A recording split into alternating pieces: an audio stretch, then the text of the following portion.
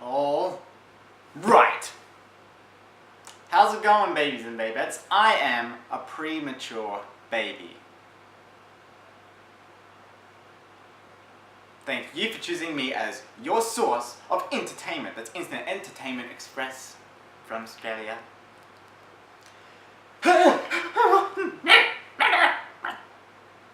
Thank you, Alex, for the suggestion. I've never heard of this movie before, so I'm glad you suggested it. The Belko Experiment. I have no idea what I'm getting myself into. So, with that in mind, I'm just going to react to the trailer straight away. Wait. Okay. Daddy spaghetti. Meow. Meow. That's rated R. What am I about to watch?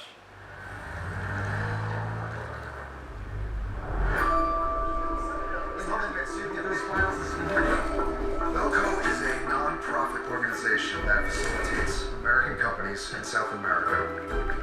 Ah, hey! All employees, lend me your full attention. Hey, it's Jesus! Your chance of survival increases by following my orders. Your task is simply this. Kill 3 of your co-workers, or we will kill 6 others. Hey, all of mine's dead! Ooh. We need to evacuate the floor. Hey, come on, it's a joke now. Hey. That's not Hey, cool. listen up, everybody. Whoever's doing this, they're having a little fun at our expense.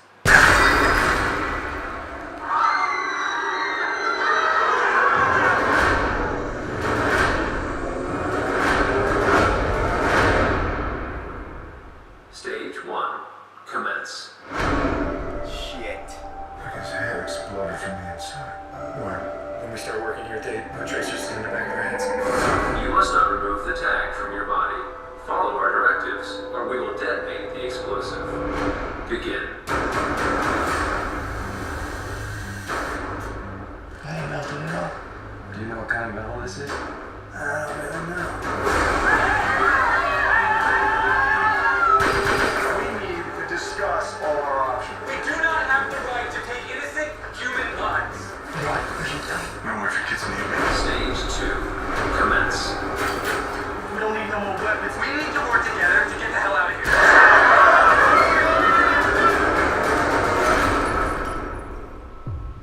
In 2 minutes, we want 30 of you dead.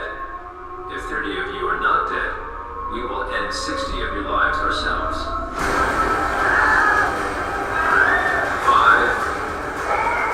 4, 3, 2, 1. At the end of the day, people are out for themselves.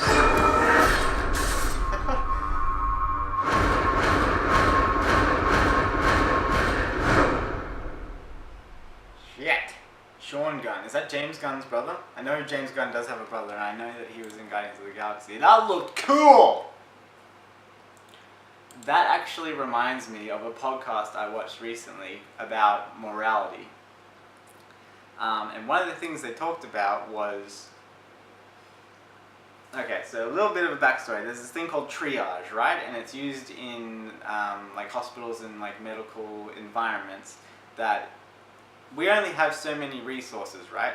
And if they're somewhere in Africa, they actually have to pick and choose who gets those resources. Like, for example, if someone's diabetic and they don't have a lot of insulin there, they have to pick and choose who gets that insulin shot. Or like morphine, who needs painkillers or who needs surgery, stuff like that. And it was really interesting to hear because they have no choice but to play God during the whole crisis and everything. So it was really interesting to hear how they have to make a choice. They don't have a choice in making a choice. They're in an impossible situation where they have to pick and choose who lives or who gets the right treatment. And it was really interesting. A lot of the people agreed after discussing that they had to make a choice, that the people that should be receiving the treatment are the people that are most likely, because you can't tell what's going to happen with somebody's life. Even a kid can, like, something can happen to a kid after he gets that treatment, God forbid, he gets hit by a car or something. But to treat the people that are most likely to See, I can't even find the right word to use because it's such a terrible situation. Someone that will benefit most from the treatment. So, for example, there was a situation in a hospital where there was a flood and there was a power outage and there was a really obese man on the top floor who couldn't walk down the stairs, and they had to cut off that section of the hospital for whatever reason, I'm pretty sure, from memory. I could be wrong. But they had to leave him on the top floor because he was so obese that nobody could carry him down, and there was a power outage so he couldn't go down the elevator or anything, and he was begging the nurses not to leave him by himself. I got really emotional during that podcast, actually. It was really depressing. And they also spoke about, continuing the subject about morality, they did a survey with a lot of people talking about different scenarios. So I'm going to tell you the scenarios now and you answer them in your head. What would you do in this situation? Okay, so in situation 1 or scenario 1, you come out of the woods, there is one set of train tracks that breaks off into 2 tracks. So you're around here where it's a single track. There's a train coming from this side onto the top track. On the top track, there are 5 construction workers or workers working on the tracks, all facing the other way. You can't shout out or warn them in any way that there is a train coming. It's impossible. There's no way for you to tell them in time. So on the top track there's 5 construction workers. On the bottom one there is 1 construction worker. Where you are, you have the choice to pull a lever. So the train is going for the 5 construction workers. If you don't pull it, it will run them over and kill them. If you pull the lever, then it will change tracks and it will run over and kill that 1 person. What do you do? So you pause the video now, make a choice, and I'm going to tell you what happens. I've asked a couple of people this, so pause the video now. Okay, so I've asked a lot of people that, or quite like 3 or 4, not many people, and every single one of them said that they would pull the lever to save the 5 people and kill the 1. So that's the first situation. Second situation or scenario, same thing's happening. There's a train coming and there are 5 construction workers on the 1 track. There's only 1 track this time.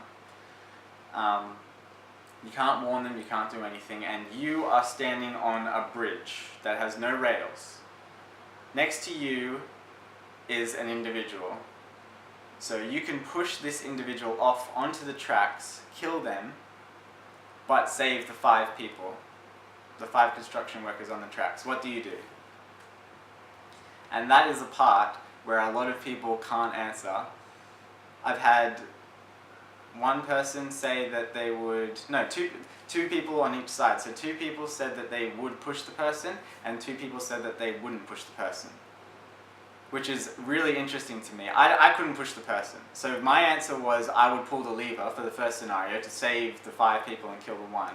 And my answer to the second scenario was there's no way I can push another person off and kill them. In my mind, I'd like to say, yes, I want to save those 5 people, but there's no way I could push someone else off onto the tracks and kill them. But the interesting thing is, it's still murder in both situations. It's still murder. The only thing that changes is the instrument of the murder. So by pulling the lever, you've made a choice to kill 1 person. I think a lot of people find that it's like going out and hunting your own food for people that aren't vegetarian. A lot of people I've asked said that they would not go out and hunt their own food and kill their food and then eat it later. There's this barrier around society now where we just don't have to worry or think about that sort of stuff. It's really interesting. Even the triage thing where we have to think about choosing which resources go where. We don't have to think about that because that's not our line of work. I kind of went on a bit of a tangent. I hope you guys found this interesting. I really like this trailer though, because of the whole morality thing. What do you do in this situation? It's an impossible situation. You're killing people to save more people. Is that the right thing to do, or is that the wrong thing to do? Because if you're killing someone to save more people, you're saving more lives that way, right? But you're also making the choice on who lives and who dies. I think I'm gonna find that in this movie that they're gonna talk about killing older people because they have less to lose, right? Because they've lived the majority of their life up until that point, and other people haven't had the chance to live that many years yet. Or they'll find someone that's sick and they'll probably try and kill them because they are more likely to not live further down the track. Maybe someone with cancer or something is in that building. It's going to bring up a lot of really interesting questions, and it's actually making me really, really excited to see this movie now just because of that podcast I listened to. So I really like that trailer. Thank you for the suggestion, Alex. I wouldn't have watched this without it.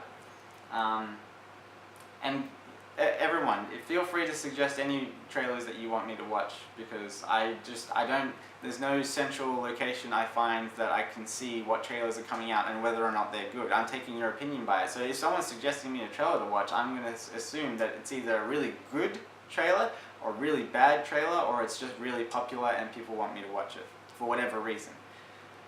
So that was really cool. I really like that trailer. If you want me to talk about like more morality sort of things or different topics in general, I could probably start a new series as well and talk about that. If you're interested, let me know. I'm not going to do it if nobody says they're interested because I don't think anybody's interested. But yeah, that was a really cool trailer. It was very intense. Reminded me a bit of like Saw. Jigsaw from Saw. You know what I'm talking about. It's the horror movie where people get placed in like caves and they have to, not caves, but like rooms, and they have to make a choice between like cutting off their hand or dying or something. Felt very intense. So yeah, I enjoyed it. For like the last time I'm saying it, I enjoyed this trailer. So thanks for watching, babies and babies. I'll catch you on the flippity of flips.